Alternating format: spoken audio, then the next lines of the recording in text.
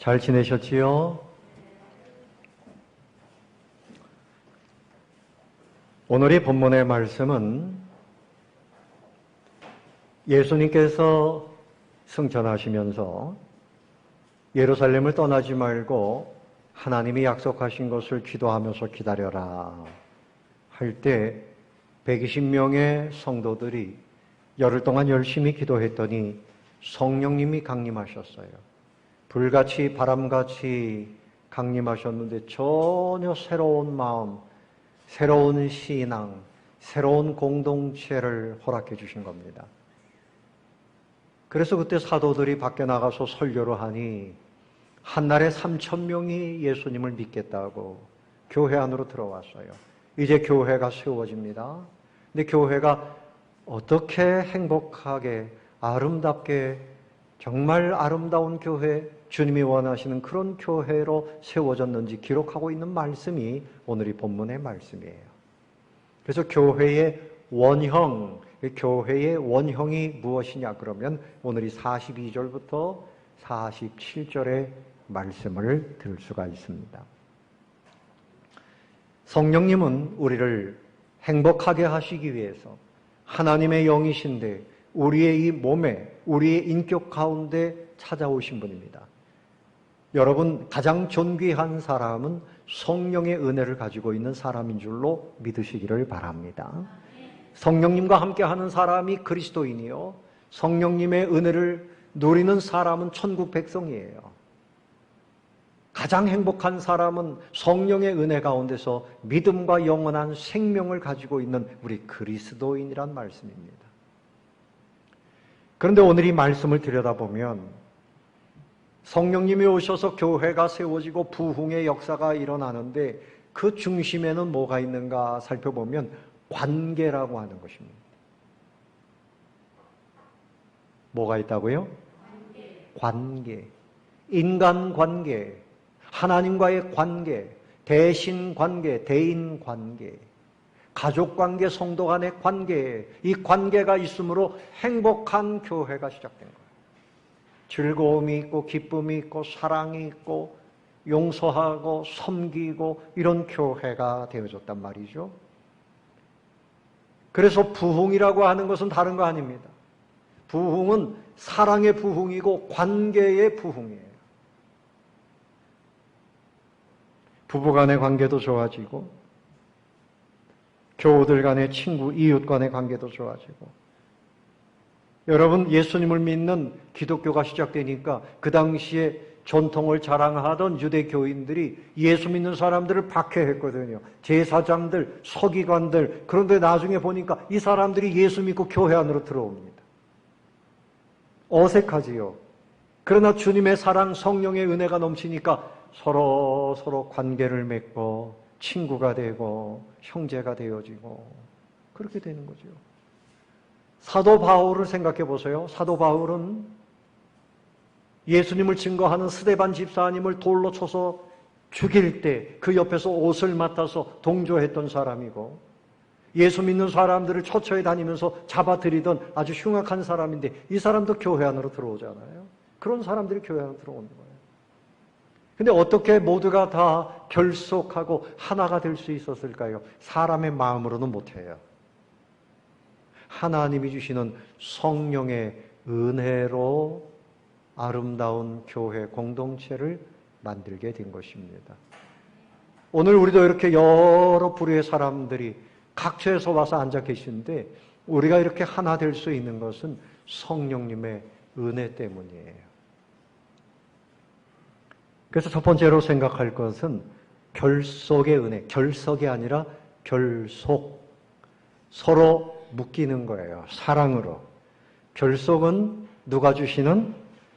성령님이 주시는 생명입니다. 생명.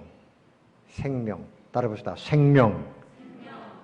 자, 사람은 남자와 여자가 만나서 한 부부가 될 때 한 몸이라고 말해요. 한 몸의 생명이 가정에서 탄생하는 거죠.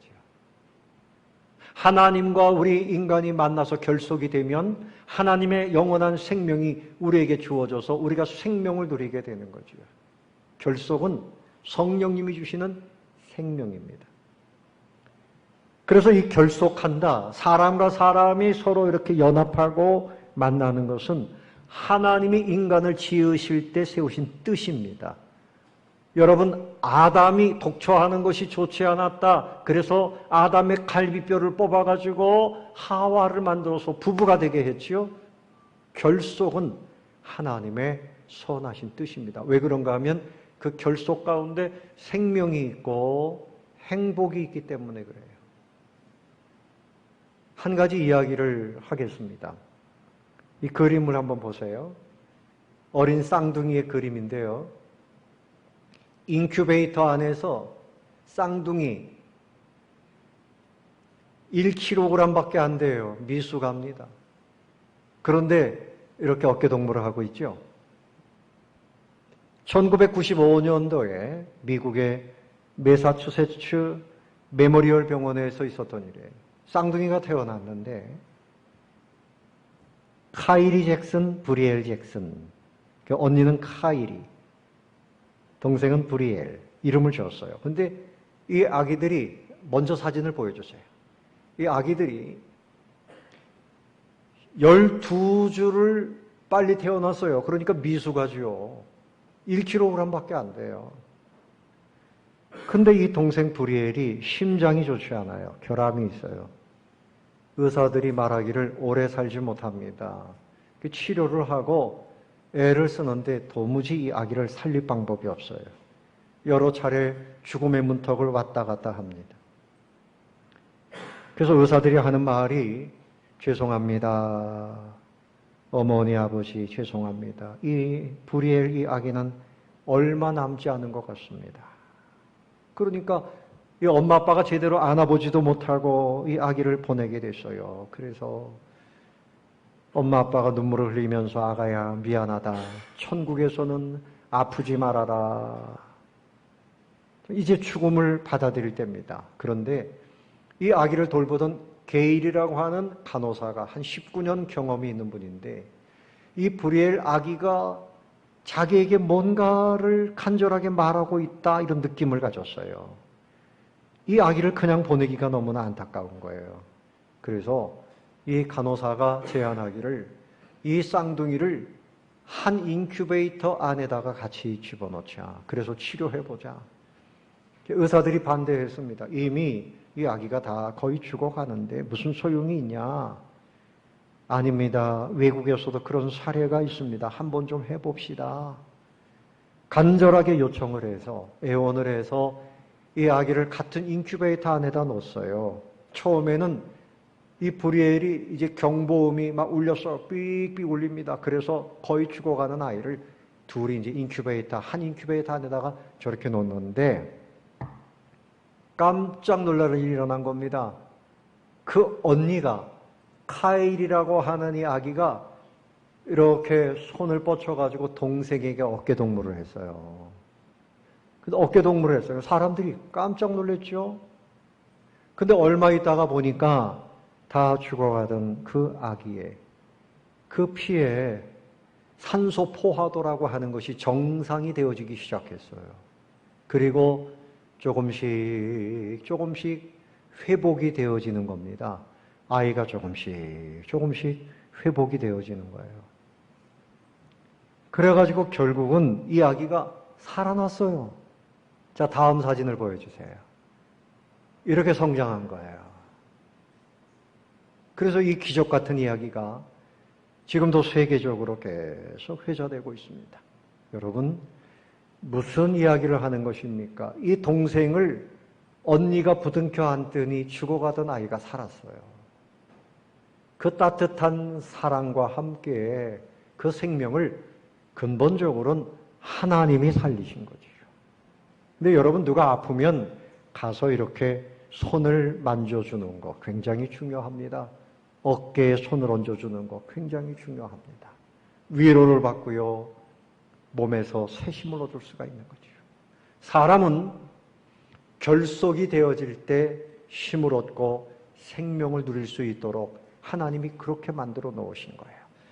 또한 반대가 되는 실험을 했어요. 13세기의 프로이센 왕국의 프리드리 2세라고 하는 강력한 황제가 있었어요. 이분은 굉장히 똑똑했다 그래요. 9개 나라의 언어를 구사할 만큼 언어 능력이 특출했습니다. 근데 이 사람은 호기심도 많고, 그래서 이렇게 이야기를 했어요.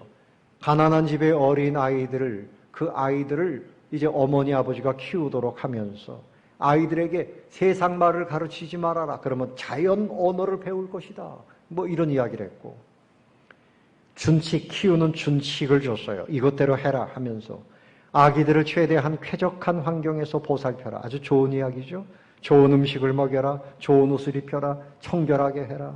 귀족 자녀들 못지않도록 잘 키워라. 그런데 그 다음에 이상한 이야기를 했습니다. 안아주지 말아라. 아이를 만져주지도 말아라. 그런 이야기를 했어요. 그런데 어떻게 됐을까요?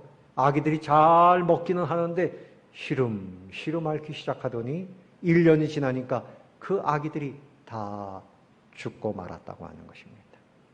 잘 먹이는 것도 중요하지만 그 어머니 아버지의 이 안아주는 거, 따뜻한 품이 생명이었다고 하는 거예요. 여러분, 우리는 사랑할 때 생명을 유지합니다. 서로 결속해야 돼요. 우리 옆에 계신 분과 한번 인사합시다. 내 옆에 있어서 감사합니다. 함께 있어서 감사합니다. 여러분, 우리가 주님 안에서 한 가족이 되어지고 주님 안에서 한 교인이 되어지고, 이것이 하나님의 뜻입니다. 하나님은 우리를 하나로 결속하게 하시는 거예요. 예수님이 십자가에서 보혈을 흘리시면서 멀리 있던 사람들을 가까이 하나 되게 하셔서 사람들의 모든 벽을 허물고 연합하게 하시고 하나님과 사람이 결속하도록 하신 분이 바로 우리 주님이시고 주님의 십자가인 것입니다. 여러분, 교도소에서도요, 더 어려운 것은 독방에 갇히는 것이 힘들다 그래요. 예? 교도소에 가도 여러 사람이 있어서 가서 얘기도 하고 이렇게 해야 좀 사는데, 독방에 갇히면 그것만큼 힘든 게 없다는 거지요. 요즘 같은 세상엔 말이죠. 과거에는 가족이 대가족이죠. 할아버지, 할머니, 삼촌, 조카 뭐 이렇게 다 모여서 살았잖아요. 근데 지금은 핵가족입니다. 딱 4식구, 뭐 5식구. 근데 요즘에는 젊은이들이 또 독립을 해요. 노인들이 혼자 살아요. 그래서 개인이 산다 그래서 개가족이라 그래요. 개가족. 핵가족이 아니고. 이것은 그 사회학에 나오는 용어예요. 개인이 산다. 그래서 개가족. 얼마나 외롭습니까? 노인들이 혼자 주무시다가 세상 떠나는 분들이 많아요. 독고사가 많아요. 외로운 시대입니다. 가정은 점점 더 그렇게 흩어지고 있어요. 그런데 하나님의 뜻은 교회 안에서 서로 사랑으로 연합하기를 원하시는 겁니다. 교회는 가족보담도 성령님이 주시는, 하나님이 주시는 사랑이 있어서 오늘 이 말씀에 보면 서로 기뻐하고 사랑을 나누고 음식을 나누고 유무상통하고 그야말로 이 땅에서 천국을 누리는 그런 모습을 보여주고 있습니다.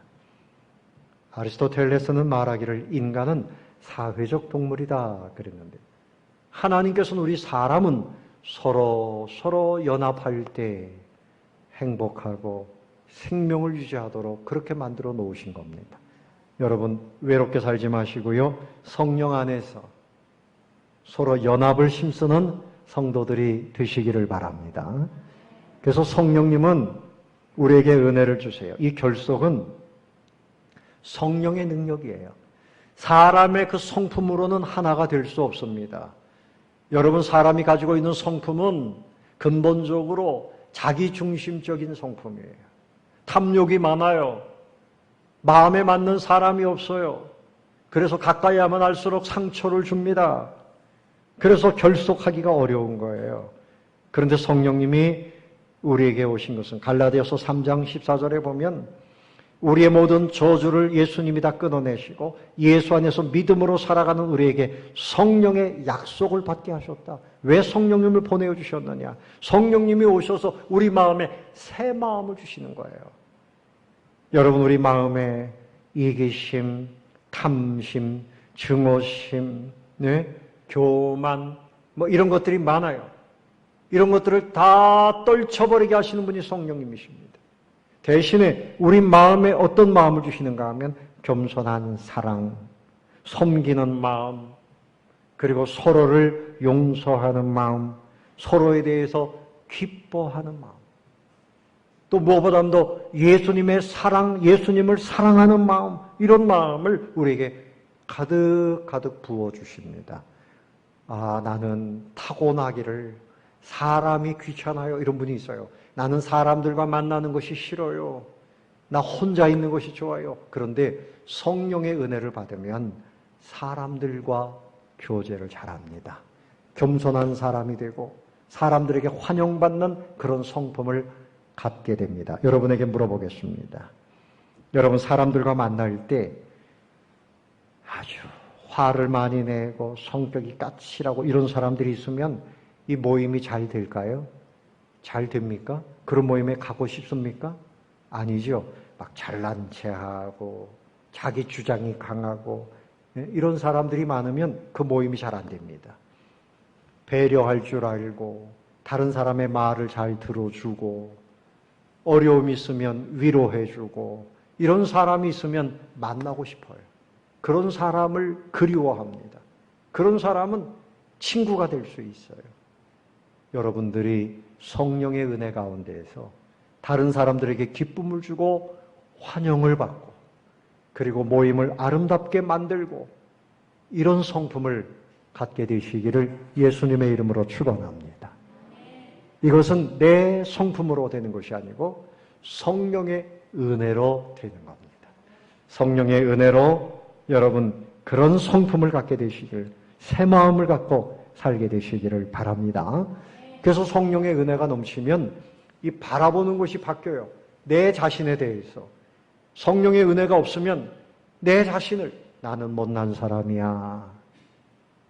그래서 누가 뭐라고 이야기하면 이것을 제대로 받아들이질 못해요. 평범하게 이야기하는데도 피해의식을 가지고 나를 비난했다고 생각해요. 내 마음에 아픈 소리를 했다고 생각해요. 그런데 성령의 은혜 가운데서 나는 하나님의 자녀가 되어졌다. 용서받은 하나님의 자녀요. 나는 천국의 백성이요. 이런 의식을 가지고 있으면 자기 자아상이 높아지는 거예요. 자존감이 높아져요. 자기 자신은 이제 하나님의 복받을 존재다. 따라해 봅시다. 나는 하나님의 사랑받는 사람입니다. 하나님의 사랑받는 사람입니다. 아멘. 이 자존감을 높여야 돼요. 내가 세상적으로 재물이 부족하고 때로는 배운 것이 부족하고 생활이 넉넉하지 않고 이런 거 생각하지 마세요. 지금 내가 이 땅에서 좀 부족해도 그러나 틀림없는 것은 하나님, 존귀하신 하나님의 자녀란 말입니다. 하나님 나라의 백성이란 말입니다. 그러므로 최고로 존귀한 사람이에요. 옆에 계신 분에게 말씀하세요. 당신은 가장 존귀합니다. 당신은 가장 존귀한 분입니다. 아멘. 가장 존귀한 분이에요. 그리고 다른 사람들, 옆에 있는 사람들을 바라볼 때도 그 사람의 성격이 까칠하고 그 사람이 세상적으로 부족하고 그런 거 보지 마세요. 하나님이 그 사람을 사랑하고 계심으로 그 사람은 가능성이 있어요. 그 사람은 하나님의 복받을 사람이에요. 아멘. 그러므로 그 사람을 함부로 보면 안 되는 거죠. 존귀한 마음으로 나도 존귀하고 그 사람도 존귀하고 그래서 서로 존귀한 사람들이 만나서 예의를 갖추고 용납하고 세워주고 이래서 서로 연합하고 결속하게 되는 것입니다. 이것은 우리의 힘으로 되는 것이 아니고 성령의 은혜로 되는 줄로 믿으시기 바랍니다. 그래서 여러분 우리가 이렇게 하나 되는 것은요 하나님의 뜻이에요. 자, 하나님도 성부, 성자 또 누굽니까? 성령. 삼위 하나님이 연합이 되어 있잖아요. 우리 교회는 그래서 나 중심의 이기적인 삶이 아니에요. 범죄한 사람들은 자기만을 생각해요. 그러나 은혜를 받으면 우리라고 하는 겁니다. 우리. 하나님을 중심으로 해서 형제와 형제가 서로 성령님처럼, 성자 예수님처럼, 우리 성부 하나님처럼 공동체를 힘쓰는 거예요. 에덴 동산이 낙원이었던 것은 하나님과 아담, 하와가 서로 연합이 되어져 있을 때 낙원이었습니다. 그런데 이 거짓말쟁이, 이 모든 것을 다 파괴하는 사탄이 들어와서 하나님과 인간 사이에 이간질을 하고 하나님께서 먹지 말라고 하는 선악과를 따먹고 하나님을 거역하게 만들고, 그래서 에덴 동산에서 쫓겨나잖아요. 아담과 하와 사이에 그 좋았던 사이가 금이 갔습니다. 아담이 하와 너 때문이야, 이 여인 때문이야, 여인은 저 뱀 때문이야 막 이러더니 그 가정에 장자로 태어난 가인이 동생을 돌로 쳐서 죽이기까지 하잖아요. 무서운 세상이 되고 말았어요. 여러분, 구원과 부흥에 가는 길은 하나님을 중심으로 해서 서로 용납하고 사랑하고 하나 되어지는 데 있음을 믿으시기를 바랍니다. 하나 돼야 돼요. 성령의 은혜 가운데서 서로 용납하고, 따라봅시다. 서로 용납하고 사랑하고 존중하자. 내 자신에 대해서도 하나님이 나를 용서하셨으니 나를 용납해야 돼. 그리고 다른 사람도 용서하고 용납하고 존중하고 서로 섬기고, 내 주장이 아니라 다른 사람의 의견도 존중하고, 이렇게 해서 연합하는 것, 하나 되는 것, 이것이 초대교회에서 발견할 수 있는 성령의 역사요, 부흥의 역사였던 것입니다. 여러분, 교회에 수백 명, 수천 명이 모여도 서로 이기적이고 잘난 체하고 마음에 아픔을 주면 교회가 아닙니다. 소수가 모여도 서로 사랑하고 서로 연합하고 서로 존경하고, 그것이 천국 같은 교회인 줄로 믿습니다. 여러분의 가정도 우리 교회도 그야말로 초대교회와 같이 사랑으로 연합하는 이런 교회가 될 수 있기를 예수님의 이름으로 축원합니다. 그런데 이 서로 연합하면서 네 가지 측면에서 관계가 확장됐어요. 관계는 정립이 되어지고 확장되는 겁니다. 두 번째로 생각할 것은 관계의 정립이 교회의 부흥입니다. 따라 봅시다. 관계의 정립이 교회의 부흥이다. 자, 교회는 관계가 정립돼 가는 것이, 이것이 부흥의 길을 가는 것입니다. 첫 번째로는 사도와의 관계였습니다. 누구와의 관계? 자, 사도와의 관계. 사도의 가르침을 받았다. 그러니까 사도들은 가르치고 성도들은 그 가르침을 겸손하게 받고 따랐다는 것입니다. 자, 기도합시다. 기도하고, 예배 잘 드립시다. 예배에 힘쓰고, 봉사합시다. 예, 봉사하고, 전도합시다. 전도 열심히 하고, 가르침대로 천국을 소망하고. 그래서 사도와의 관계. 두 번째는 뭡니까?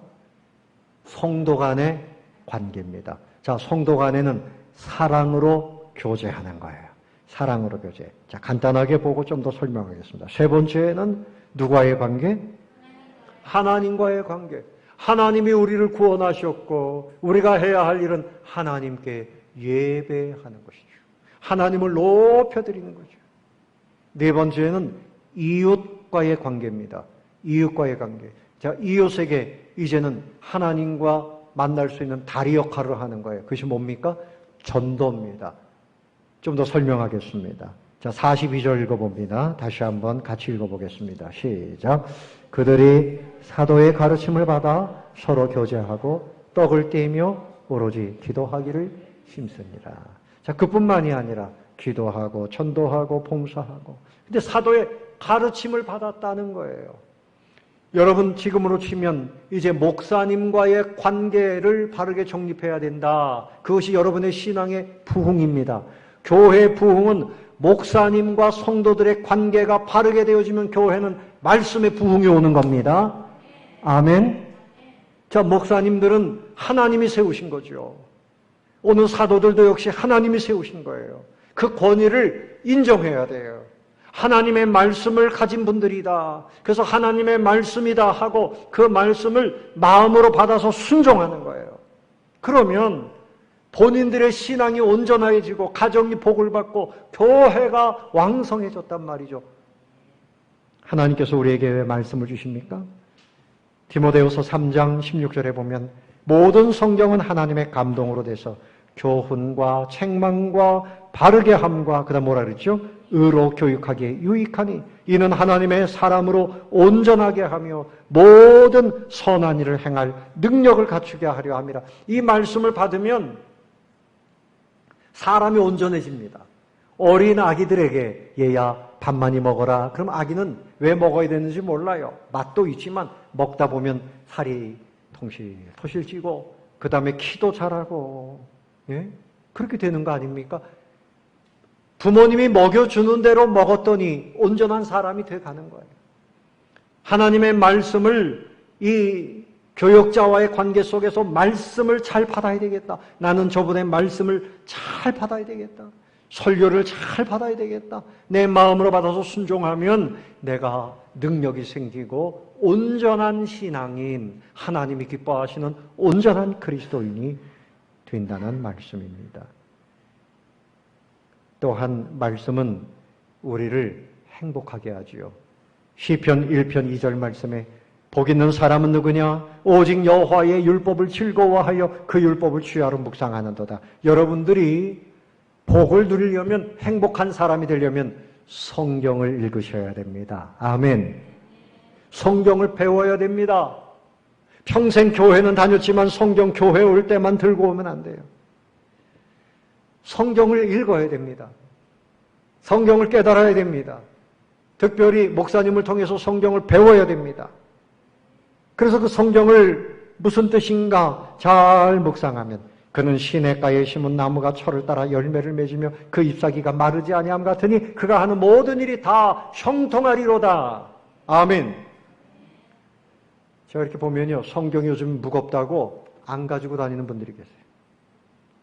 교회 가면 성경책이 있다. 제가 그걸 왜 만들어놨는가 하면 초신자들 위해서 만들어놨더니 요즘에 연습하는 권사님들이 집에다 성경책을 놓고 집에서 성경을 못 읽어요. 또 어떤 분은 교회에다 성경책을 쭉 집어넣고 그냥 가요. 그럼 교회 집에 가서 뭘 읽으려고 그래요?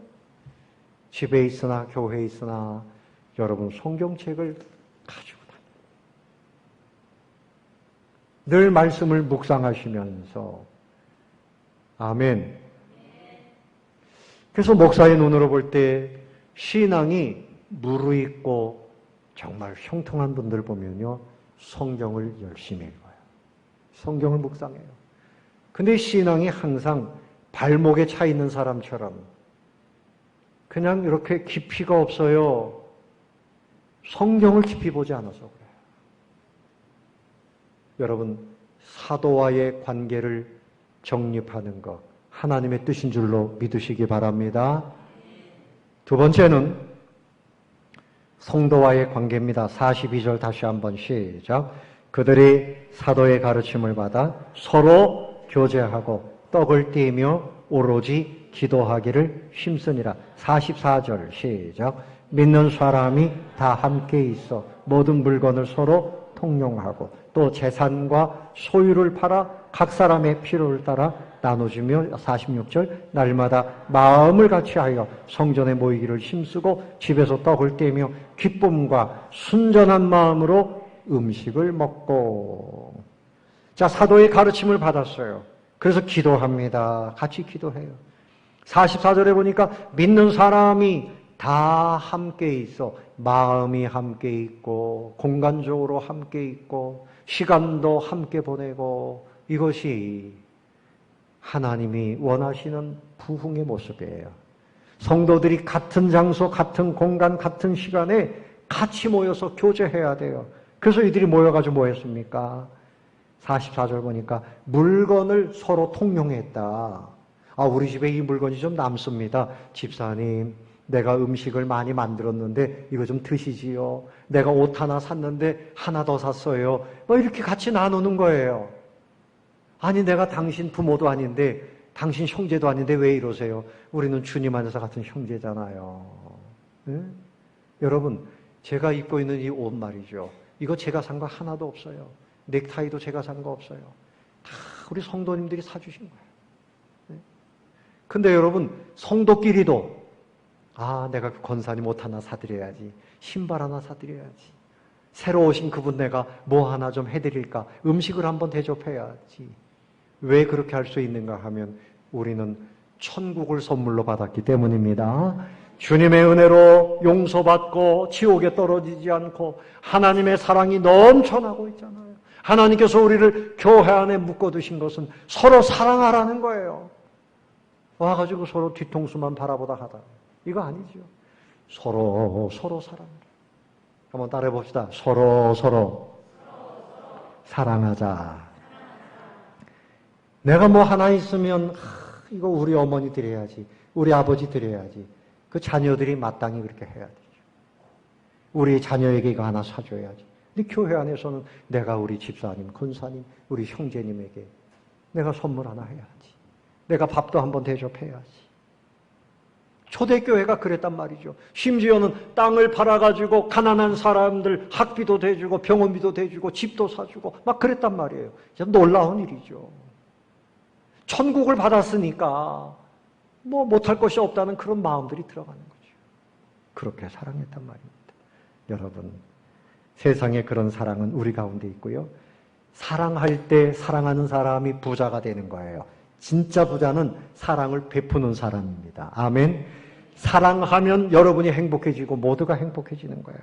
근데 여기 말씀해 보면 떡을 떼었다, 순전한 마음으로 음식을 먹었다. 성찬을 나누었습니다. 아가페, 하나님의 무조건적인 사랑이라고 하는 이름으로 모일 때마다 성찬을 나누었어요. 우리 예수님의 살과 피를 기념하면서 떡을 떼서 가난한 사람들을 위해서 좀 여유가 있는 사람들이 음식을 만들어 와서 나누었어요. 순전한 마음으로 내가 당신의 음식을 왜 먹어요? 아니에요. 사랑하는 마음으로 감사합니다 하고 서로 나누었단 말이죠. 그리고 집을 개방했어요. 여러분, 집을 개방한다고 하는 것은 쉽지 않아요. 내 사생활을 내어놓는단 말이죠. 내 사생활을 희생한다는 말이죠. 내 집이다. 그래서 내 집이다. 그런데 내 집인데 갖고 와서 다른 형제들이 같이 와서 교제하고 또 휴식하고 할 수 있도록 집을 개방했단 말입니다. 어차피 우리는 천국이 있는데 이 땅에서 하나님이 주신 집도 내 것이라 이렇게만 하지 마시고 여러분, 개방했던 이 성도들의 모습을 한번 가슴에 담아보세요. 그래서 어떤 장로님은 큰 집을 사는데 그 이유가 뭔가 하면 성가대원들을 자주 불러가지고 성가대원들과 같이 음식을 나누고 교제하기 위해서 나는 그런 집을 샀습니다. 그렇게 이야기하는 분을 들어봤어요. 성도들을 위해서 사업도 하고 성도들을 위해서 내가 돈도 벌고 그런 뜻을 가지고 있는 거지요. 사랑하는 성도 여러분, 성도의 교제에 이 기쁨을 누리시기를 바랍니다. 힘쓰시기를 바랍니다. 세 번째는 하나님과의 관계입니다. 자, 47절 읽어봅시다. 시작. 하나님을 찬미하며, 거기까지 보겠습니다. 하나님을 찬미했어요. 이들이 은혜를 받고 모이면 사람들끼리만 좋다 하고 끝나는 것이 아니라 모이면 하나님께 찬양했어요. 하나님 은혜 감사합니다. 하나님께 기쁨을 올려드렸어요. 하나님께서 당신의 독생자를 십자가에서 희생시키시면서 우리를 구원해 주시고 우리에게 천국도 주시고 영생도 주시고 하나님이 우리를 통해서 받으시는 것은 한 가지입니다. 감사, 찬양이에요. 그래서 여러분, 에베소서에서 사도 바울이 말씀하기를 창세전에 우리를 예정하시고 구원하신 이유는 찬송받기 위해서다, 그렇게 말씀하십니다. 여러분, 우리가 살면서 하나님께 무엇을 드리겠어요? 이 땅에서 살아가면서 어떻게 하나님의 은혜를 보답하겠습니까? 하나님은 예배의 자리에 우리가 앉아있기를 원하시는데 예배를 드리는 자리에 목사는 열심히 설교를 하는데 그 시간에 여러분 가정에 앉아서 텔레비전을 보고 식사를 하고 휴식을 하고 돈벌이를 하고 다른 일에 마음을 빼앗기고 살 수는 없잖아요. 하나님이 정하신 시간에 함께 모여서 예배하는 것을 하나님은 보기를 원하시는데 이제 여러분 예배하는 자리에 함께 모여서 하나님과 만나고 하나님의 은혜를 누리시고 이런 삶을 살게 되시기를 바랍니다. 이 관계가 정립이 돼서 예배가 왕성해지면 교회는 은혜가 넘치고 성령의 불이 떨어지고 부흥하게 되는 거죠. 우리 믿음의 선진들이 과거에 그렇게 했어요. 여러분, 북녘 땅에서 교회가 왕성해졌다. 이 공산 정부가 들어서면서 2,800개의 예배당이 다 무너지고 불살라지고 많은 사람들이 순교를 당했어요. 신앙의 자유를 찾아서 남쪽으로 내려왔죠. 남대문 시장, 동대문 시장에서 그분들이 장사를 하면서요. 새벽부터 나가서 장사를 하는데 늦게까지 일하고 들어와서는 또 밤새도록 기도합니다. 교회에서 잠을 자면서 기도합니다. 이 나라를 살려달라고, 교회들을 회복시켜달라고. 우리 이 동서울중앙교회도 처음 세우신 분이 이북에서 내려오신 분들이고, 우리 노회가 소속된 것이 남황동, 황해도 쪽의 노회지요. 그래서 이 교회가, 남쪽의 교회들이 그렇게 헌신한 분들로 의해서 이렇게 세워진 거예요. 그래서 여러분들이 편안하게 예배당에서 지금 예배를 드리고 있는데, 여러분 예배의 자리를 지키시기를 바랍니다. 그 시간에 주님은 예배 자리에서 여러분을 찾고 계시는데 다른 데 가 있으면 안 되잖아요. 예배의 자리, 하나님과의 관계가 정립되는 것, 성령의 은혜가 넘치면 멀리서도 힘들고 바빠도 어찌하든지 예배를 먼저 드리면 하나님께서 그 외의 시간에 큰 복으로 채워주시는 것을 믿으시기를 바랍니다. 네 번째는 이웃과의 관계입니다. 자, 47절 다시 한번 읽어봅니다. 시작. 하나님을 찬미하며 또 온 백성에게 칭송을 받으니 주께서 구원받는 사람을 날마다 더하게 하시니라. 날마다 새 신자들이 들어왔단 말입니다. 자, 교회가 모여서 사랑하고 유무상통하고, 야, 교회 가면 희한한 일이 있던, 그 교회 사람들이 모여가지고 저렇게 사랑하고, 저기 천국이다 소문이 납니다. 칭송을 받습니다. 교회 가더니 사람들이 언어가 바뀝니다. 성품이 바뀝니다. 포악했던 사람들이 겸손해집니다. 그러니까 동네 사람들이 알죠. 칭송을 더. 그리고 예수님을 전합니다. 예수님이 십자가에서 돌아가신 것은 예수님의 죄 때문이 아니고 당신을 구원하시기 위함입니다. 천국이 있습니다. 예수 믿으면 천국입니다. 예수 천당, 불신 지옥, 지금도 그렇게 전하는 분들이 있어요. 일제시대 때 최건능 목사님, 최봉성 목사님이 평양에서 그렇게 전도했어요. 예수 천당 그러는데 일본 순사가 말을 타고 갔는데 말이 깜짝 놀래가지고 앞발이 틀려가지고 순사가 떨어졌습니다. 바가이아로 그러면서 데리고 갔어요. 경찰서로 끌고 갔습니다. 채찍으로 칩니다. 한 대 치면 목사님 입에서 예수 천당이 나옵니다. 두 대 치면 예수 천당, 예수 천당. 아니, 너는 예수 천당밖에 모르냐? 내 안에는 천국밖에 없습니다. 그래가지고 매를 치다가 아이고 너는 더 이상 어떻게 할 수가 없다. 풀어줬다는 얘기죠. 근데 이 목사님이 전도를 하는데 사람들이 없으니까 어느 날은요, 불이야 불이야 소리를 질렀답니다. 사람들이 불이라 그러니까 전부 뛰어나와서 모였어요. 전부 모여있는 데서 예수님을 전했다는 것입니다. 어떤 분은요, 가게를 하면서 전도를 합니다. 택시기사는 손님이 타면 전도를 합니다. 목적지까지 어떻든 들어야 될 거 아니에요. 예? 또 어떤 할머니는 이렇게 전도지를 들고 젊은이들에게 나 글을 모르는데 좀 읽어주시게. 전도지를 읽게 만들어요. 그래서 읽다가 전도가 되는 거예요. 호주에서 어떤 할머니는요, 계속 전도지를 돌렸는데 그 관광지에 왔던 사람들이 전도지를 받고 각 나라에 갔는데 수백 명이 예수를 믿게 됐다는 거예요. 전도는 사람의 생각으로는 미련한 것입니다. 그러나 여러분, 전도해야 천국 갑니다. 하나님이 세우신 최고의 방법이 전도입니다. 여러분도 전도지를 주머니에 넣고 다니시고요. 예수 믿으십니까? 예수 믿으면 천국 갑니다. 그 한마디가 사람을 살립니다. 아멘. 여러분, 하나님께서 우리에게 구명대를, 이 생명줄을 주셨는데 사람들이 지금 지옥으로 떠내려가고 있는데 가만히 구경만 할 수는 없잖아요. 던져줘야 되잖아요. 우리 교회에 어떤 집사님이 다리가 아파가지고 인공관절을 수술을 했어요. 안 아파요. 그러니까 내가 그 병원에 가서 봉사하겠다. 내가 그 병원에 가서 주차 안내를 하겠다. 막 그런 이야기를 하더라고요. 너무나 고마워가지고. 암병에 걸렸는데 고침을 받았다 그러면 내가 어느 병원에 어느 의사를 통해서 고침 받았다고 얘기 안 하겠어요? 사람들이 물어보지 않아도 자꾸만 얘기하는 거죠. 예수님 십자가에 달리시고 우리는 그 은혜로 내 죄를 사함받고 구원받았고 천국을 공짜로 받았는데 어떻게 가만히 있겠어요? 자랑하게 돼 있는 거지요. 예수 믿으면 천국 갑니다. 하나님이 당신을 뭐 하신다고요? 사랑하십니다. 하나님이 당신을 기다리십니다. 아니 우리 교회는 왜 전도 안 하는 거야? 그러지 마시고 당신부터 전도하세요. 아멘. 시작하세요. 다 전도하세요.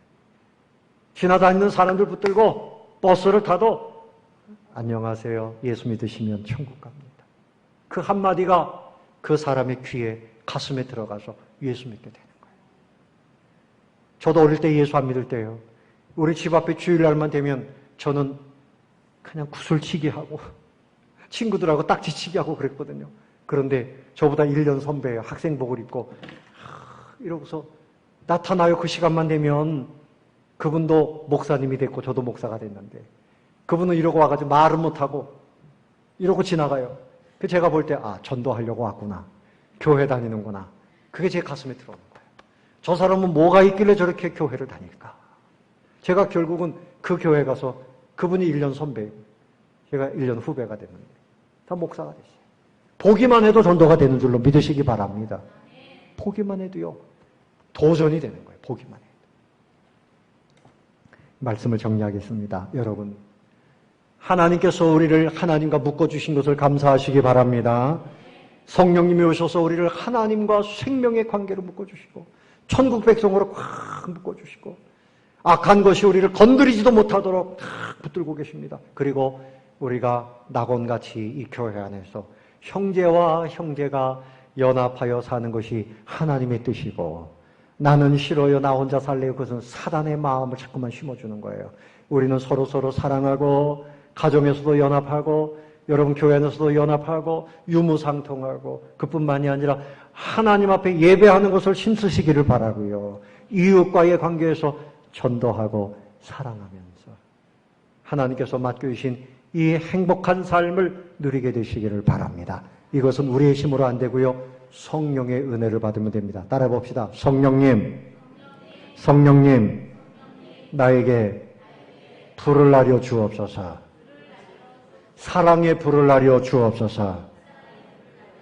여러분 마음에 사랑의 불을 달라고 기도하세요.